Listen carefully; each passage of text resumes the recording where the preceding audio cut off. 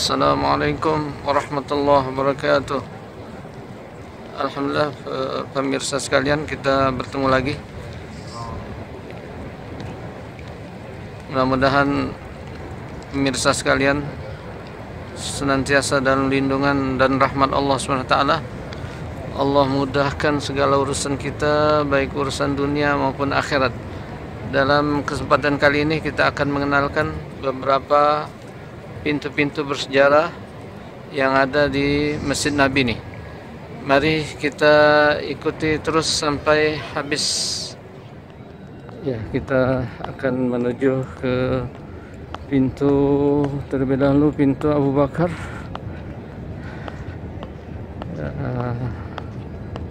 Sebelah pintu Abu Bakar, sebelah kanan nomor 1 di hadapan kita itu Babus Salam, pintu Assalam, karena pintu itu orang memberi salam kepada Nabi melalui jalur pintu 1. Masa pandemi ini ditutup pintu Assalam. Nah, sebelah kirinya pintu 1, 2, 3. Pintu ada 3 pintu. Nomor itunya nomor 2. Itulah yang dinamakan pintu As-Siddiq atau pintu Abu Bakar, ataupun pintu sambil kita lihat payung dibuka.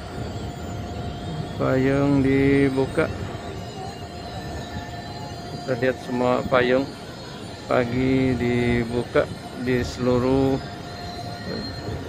halaman Masjid Nabi. Iya.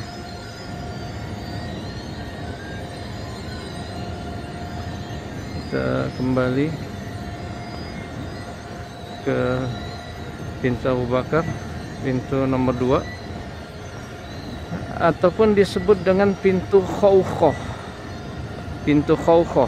Jadi hadis Nabi, wasiat Nabi terakhir sebelum beliau meninggal dunia, beliau berkata di hadapan sahabat-sahabatnya, pidato di hadapan sahabat-sahabatnya, mulai saat ini semua pintu yang menghadap, semua khawqah, semua pintu yang menghadap ke masjidku ini hendaklah ditutup semua, kecuali khawqah Abu Bakar, kecuali pintu Abu Bakar. Nabi sebut khawqah. Khawqah itu adalah pintu utama yang langsung masuk, langsung menghadap ke Masjid Nabi. Jadi Nabi berpesan saat itu semua pintu yang langsung menghadap masjidku ini, khawqah, hendaklah ditutup semua kecuali khawqah Abu Bakar, kecuali pintu Abu Bakar. Jadi betapa Nabi kita Muhammad SAW mengutamakan Abu Bakar, pemirsa sekalian, karena Abu Bakar ini luar biasa. Jasanya, pengorbanannya buat Nabi dan Islam, agama Allah, luar biasa. Tidak ada yang bisa menandingi Abu Bakar. Pernah Nabi berkata, semua kalian, ketika saya ajak beriman kepada Allah, semua kalian pakai bertanya-tanya, ada yang meragukan, kecuali Abu Bakar. Abu Bakar, saya bilang, saya Nabi, saya Rasulullah, anta Rasulullah, langsung, tidak pakai mikir lagi. Semua kalian, kata Nabi, semua jasa kalian semuanya sudah terbalaskan, kecuali jasa Abu Bakar, hanya Allah yang akan membalasnya, kata Nabi. Inilah kelebihan Abu Bakar. Ini maka di sini pintu dinamakan pintu As-Siddiq atau pintu Abu Bakar, ataupun pintu Khawqah, bekas rumah Abu Bakar. Ya, nomor 2 ya, kita tengok ada 3 pintu warna coklat, 1, 2, 3. Nah, ini yang sebelah kanannya ini pintu 1, inilah Babus Salam, pintu Assalam, karena akan jalur orang untuk memberi salam kepada Rasulullah SAW. Kita menuju pintu berikutnya. Ini di hadapan kita pintu nomor 41. Ini adalah Babul Baqi, pintu Baqi, karena dia menghadap ke Baqi. Ini di sana Baqi.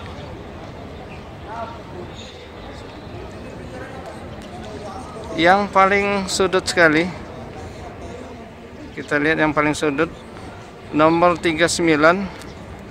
Itulah yang dinamakan Babun Nisa, pintu perempuan, tapi bukan untuk perempuan keluar masuk sekarang ini.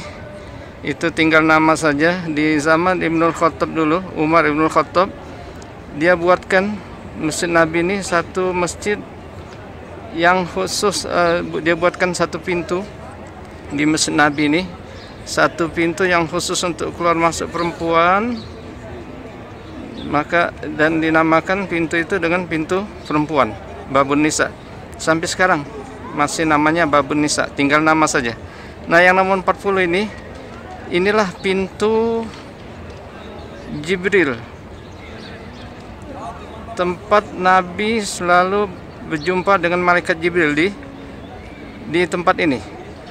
Dalam hadis Jibril dalam kitab Arba'in Nawawi, hadis yang kedua, hadis Jibril, malaikat Jibril datang di pertemuan Nabi dengan sahabat-sahabatnya. Tiba-tiba muncul malaikat Jibril nyamar sebagai manusia yang bertanya tentang iman, Islam, iman dan ihsan.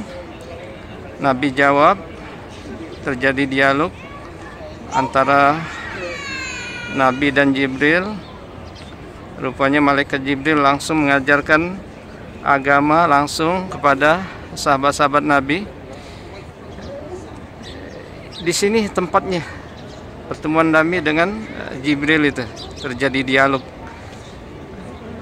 Terkenal hadis Jibril di dalam kitab Arba'in Nawawi.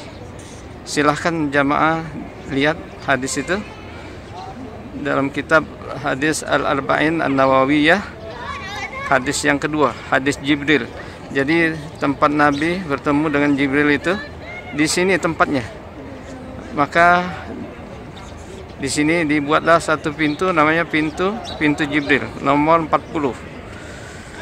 Jadi pemirsa sekalian, Nabi bertemu dengan malaikat Jibril dalam bentuk aslinya hanya 2 kali saja sepanjang hidupnya. Selainnya berbentuk manusia. Malaikat Jibril nyamar seperti manusia dengan berpakaian serba rapi, serba putih, yang sangat ganteng. Jadi yang bertemu dengan bentuk rupa aslinya hanya 2 kali sepanjang hidup Nabi. Jadi yang pertama, ketika beliau turun dari Gua Hira, beliau menerima wahyu pertama kali Iqra. Akhirnya beliau menggigil kedinginan karena saking takutnya. Maklumlah pertama kali bertemu dengan malaikat Jibril. Akhirnya beliau buru-buru turun dari Gua Hira di Gunung An-Nur itu. Beliau turun terburu-buru, sampai di bawah beliau berlari-lari menuju ke rumahnya, rumah istrinya Siti Khadijah. Nah, itulah waktu Nabi berlari kecil, ketakutan, turun dari Gua Hira menuju ke rumahnya di Ma'ala sana, rumah Siti Khadijah. Nah, disitulah ada suara dari atas langit menyeru Nabi, "Ya Muhammad, anta Rasulullah wa ana Jibril. Ya Muhammad, anta Rasulullah wa ana Jibril." 3 kali. Ya Muhammad, engkau adalah utusan Allah. Engkau adalah Rasulullah, engkau utusan Allah, dan saya adalah malaikat Jibril. 3 kali. Akhirnya Nabi tengok ke atas, nampak malaikat Jibril yang yang sebenarnya, bentuk rupa aslinya. Rupanya malaikat Jibril ingin mengenalkan bentuk aslinya, dan inilah pertanda Nabi diangkat jadi Rasul. Ketika di atas Iqra jadi Nabi, ketika turun ada suruhan malaikat dari langit, ya Muhammad anta Rasulullah ana Jibril, wahai Muhammad engkau adalah utusan Allah, Rasulullah, dan saya malaikat Jibril. Ini pertanda Nabi diangkat jadi Rasul. Jadi itulah Nabi kata malaikat Jibril ini, dia mempunyai 600 sayap. Malaikat Jibril mempunyai 600 sayap, yang mana satu sayapnya memenuhi jagat raya ini. Satu sayapnya memenuhi jagat raya ini sebanyak 600. Allahu Akbar, betapa besarnya malaikat, penghulu malaikat yang bernama malaikat Jibril ini kan. Dia sebagai penghulu malaikat, raja malaikat, karena dia mengemban tugas yang sangat mulia, yang paling mulia, yaitu menyampaikan wahyu. Itu yang pertama. Dan yang keduanya, ketika Nabi ketika Mi'raj di langit ketujuh sana, Nabi melihat malaikat Jibril di sana seperti burung kecil yang terbang di alam yang maha luasnya. Di langit ketujuh sana Nabi melihat malaikat Jibril seperti burung yang kecil terbang. Sedangkan dia mempunyai 600 sayap, yang mana satu sayapnya memenuhi jagat raya ini. Di alam yang maha luasnya, di langit ketujuh sana, Nabi melihat malaikat seperti burung yang kecil. Nah, jadi itu Nabi semasa hidupnya hanya 2 kali itu melihat malaikat Jibril dalam bentuk aslinya. Ya, sampai di sini dulu tayangan kali ini mengenal tempat pintu bersejarah di Masjid Nabi ini. Adapun pintu-pintu lain, pintu itu nama-nama raja, King Saud, Raja Saud itu pintu masa perluasan beliau, King Abdul Aziz. Kemudian yang paling pintu utamanya King Fahad, pintu Raja Fahad, itu pintu utamanya, itu tempat perluasan terakhir zaman Raja Fahad. Hanya pintu ini dinamakan pintu King Fahad, yang menjadi pintu utama daripada Masjid Nabi ini. Jadi yang insya Allah kita bertemu lagi di episode berikutnya. Jadi kalau tayangan ini menurut pemirsa ada manfaatnya, mohon yang belum subscribe ditekan subscribe, kemudian like, juga di share, disebarkan ke grup-grup lain.